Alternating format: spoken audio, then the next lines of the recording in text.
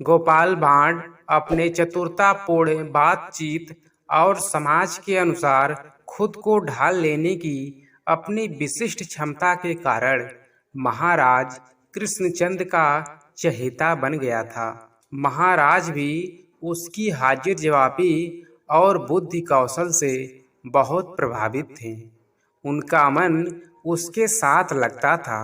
अब ये दरबार के बाद भी गोपाल को किसी न किसी बहाने रोक लेते, उसके साथ इधर उधर की बातें करते और घूमते टहलते। एक दिन की बात है, महाराज ने गोपाल भांड से कहा, गोपाल, आज दरबार के बाद थोड़ी देर रुकना, सीधे सरपट घर की राह मत पकड़ लेना। गोपाल ने शिष्टतावश कहा, जो आज्ञा महाराज। शुरू से अंत तक उस दिन दरबार गहमा गहमी वाला बना रहा।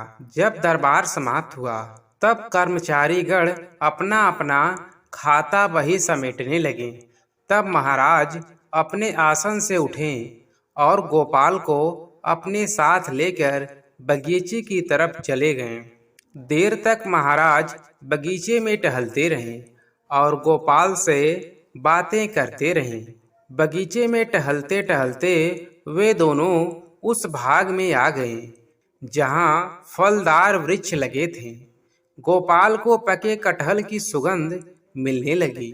उसे कटहल बहुत पसंद था। जैसे जैसे दोनों आगे बढ़ते रहे, कटहल की सुगंध और तेज होती महसूस हुई। चलते चलते वे दोनों उस स्थान पर पहुँचे जहाँ कटहल के पेड़ का लंबा सिलसिला था। पेड़ों के तनों से लटके पके कटहलों को देखकर गोपाल के मुंह में पानी आने लगा। इच्छा हुई कि वह महाराज से कहकर कटहल मांग ले, मगर संकोचवश वह ऐसा नहीं कर पाया। सूरज डूबने के बाद जब अंधेरा घना होने को आया तब महाराज ने गोपाल को घर जाने की इजाजत दी। बगीचे से घर की राह पकड़ने के बाद भी गोपाल की नाक में कटहल की सुगंध बसी रही। उसका मन ललचा रहा था। रास्ते में वह सोचने लगा कि ऐसी कोई तरकीब निकाली जाए कि बिना मांगे ही महाराज उसे कटहल दे दें। इसी उधेड़ बुन में राह कैसे कट गई उसे इसका भान भी नहीं रहा। घर पहुंचकर गोपाल ने हाथ पैर धोए और भोजन करके बिस्तर पर लेट गया। कटहल की सुवास उसे याद आती रही। अंततः कुछ निश्चय कर वह सो गया। दूसरे दिन जब वह दरबार जाने के लिए तैयार हुआ तब आईने के सामने खड़ा होकर देर तक अपनी मूंछों पर तेल मलता रहा। उसने खूब सारा तेल अपनी मूंछों और होठों पर लगा लिया। जब गोपाल दरबार में उपस्थित हुआ तब उसकी मूंछों से टपकते तेल को देखकर दरबारी हंसने लगे। दरबारियों के हंसने का कारण जानने के लिए महाराज ने जब गोपाल की ओर देखा तब उन्हें भी हंसी आ गई। उन्होंने गोपाल को छेड़ते हुए पूछा, क्यों गोपाल, अभी तुम क्या किसी तेली के पास से आ रहे हो? महाराज के इस सवाल पर सभी दरबारी हंस पड़े। हंसी का यह सिलसिला देर तक दरबार में चलता रहा। गोपाल की हाजिर जवाबी और बुद्धि चातुर्य की महाराज द्वारा इसी दरबार में प्रायः सराहना की जाती रही थी, जिससे सभी दरबारी गोपाल से जलते थे। आज जब महाराज ने तेल चुपड़ी मूंछों के कारण उसका उपहास किया तो दरबारियों को अपनी भड़ास निकालने का अवसर मिल गया।